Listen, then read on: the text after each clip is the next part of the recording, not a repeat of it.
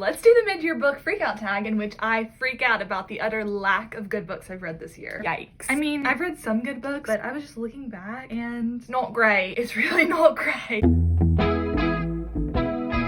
Hi, I'm Elizabeth. Welcome to Lizard's Library, my channel where I read and talk about books. I'm so glad you're here, and we are doing the mid-year book freakout tag. I did this last year. I'm still awkward and like shy and stuff, but I was like whispering. It was bad, not cute, but okay. Featuring my very cracked iPad, I've read 33 books this year. My goal is to read 80 books. Oh dear, that's not good. Yikes. I'm 4 books behind schedule. It's not looking great. Let's discuss. Okay, the first question is, what is the best book that you've read so far this year? I'm gonna say Know My Name by Chanel Miller. Such a good book, 5-star read, but also very heartbreaking, also could definitely be triggering because it deals with sexual assault. It's about Brock Turner, the Stanford swimmer who sexually assaulted this girl. All during the trial, it was a very famous case and she was just known as Emily Doe. And in this book, she is saying, my name is Chanel, and she's writing about her story, and she is coming out and telling the world what happened to her and how it affected her. And it's the story of the assault and the trial. It was a really good book, and I would really recommend it. If you can handle the difficult subject, I would totally recommend. Such a good book. Next question is the best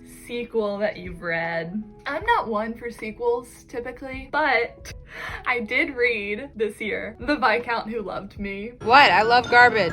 It's definitely the only sequel that I read this year. Oh my gosh. I think I like probably gave it like 2 stars, but it was really good. I listened to the audiobook. I read it because I watched the show. Loved the show. Obviously the show is better. Like if you're thinking, should I read the books? No. The show is just so much better. But it was like just such a romp. It was a fun time, easy read. That's my answer. Next question. New release TBR. My answer last year was Taylor Jenkins Reid, and my answer this year is gonna be Taylor Jenkins Reid. No, I don't think you understand. I'm obsessed. Carrie Soto is back by Taylor Jenkins Reid. It's coming out in August. I am so excited. I have now read every single thing that Taylor Jenkins Reid has published. I just like love her writing style. The TGR universe, unparalleled, truly. Okay, oh, I think I answered that wrong. What new book are you excited to read? My answer to this is I Kissed Shara Wheeler by Casey McQuiston. This book is a YA romance. I've heard it described as like a gay paper towns, which say less. Casey McQuiston wrote Red, White, and Royal Blue and that other one that I can't remember the name of, but I really like Red, White, and Royal Blue. I haven't read One Last Stop because it's like a, I don't know, like sci-fi kind of. The genre was a little bit different, but I'm so excited to read I Kissed Shara Wheeler. I'm actually reading it for Summer Splash readathon in July that Sally Thorne, that's an author, Sally Timms is hosting. I think it's gonna be so much fun. Biggest disappointment. Don't. I know. Don't ban me from BookTube. Don't hate me.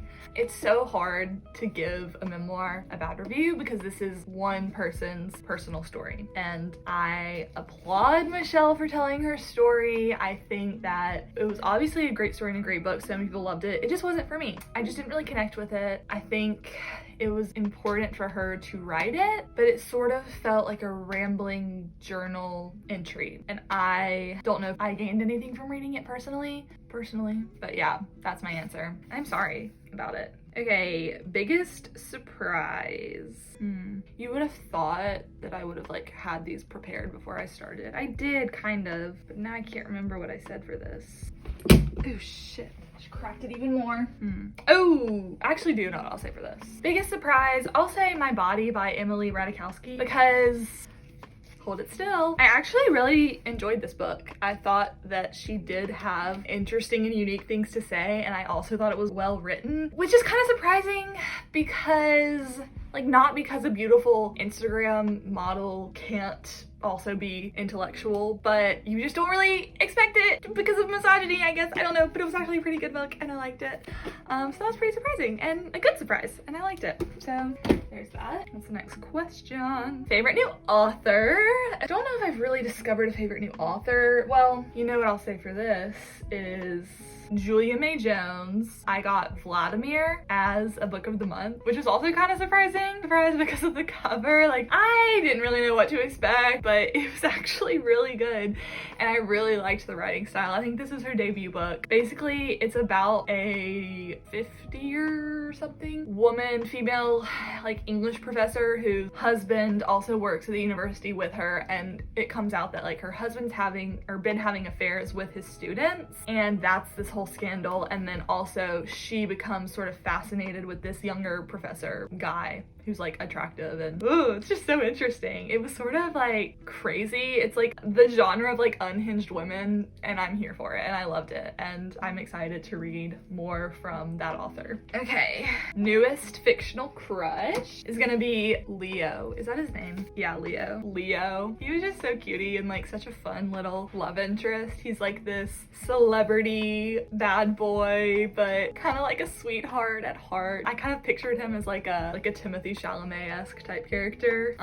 So yeah, this is like a fake dating trope about two celebrities. This is a fun book. I read it in my screen time vlog.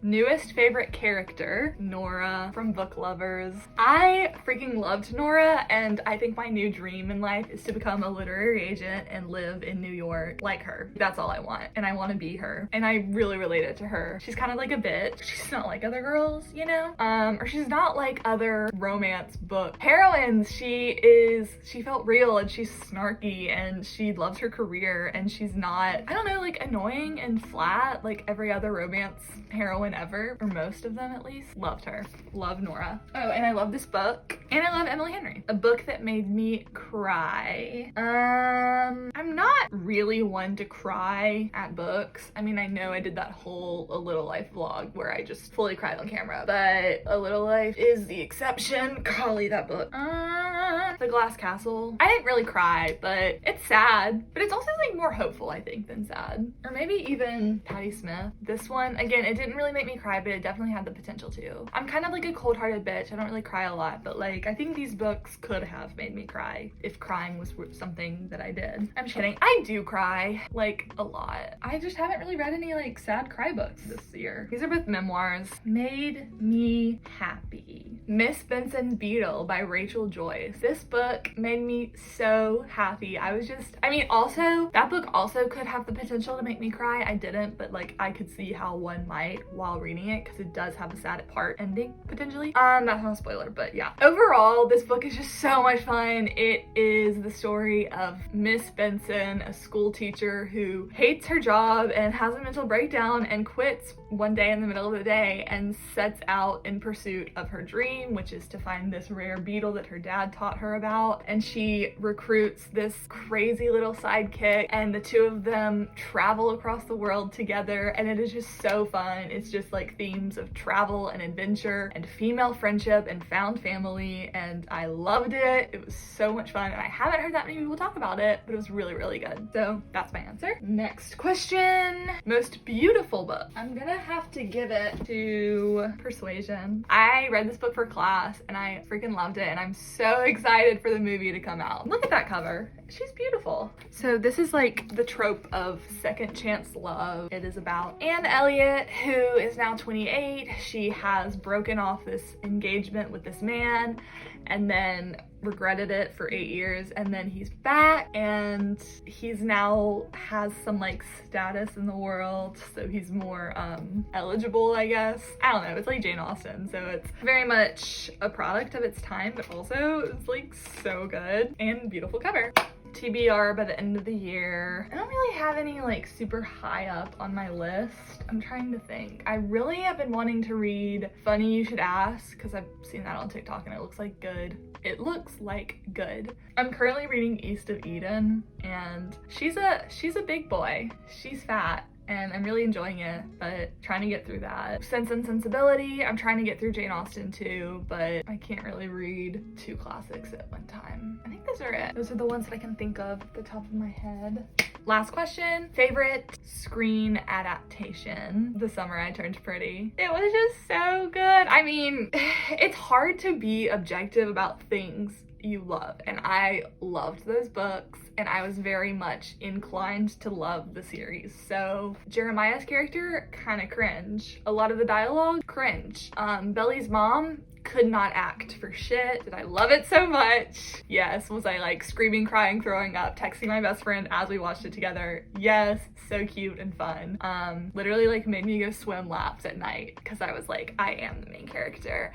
And then I got there and I was like, in a thriller movie, this is how I die. So those are all the questions. This is a super chill video, but I think it's a fun little tradition. Thanks so much for watching. If you made it this far, I really appreciate it. And check out some more of my videos. Subscribe if you want. Give it a like if you want. And I'll see you next time. Bye.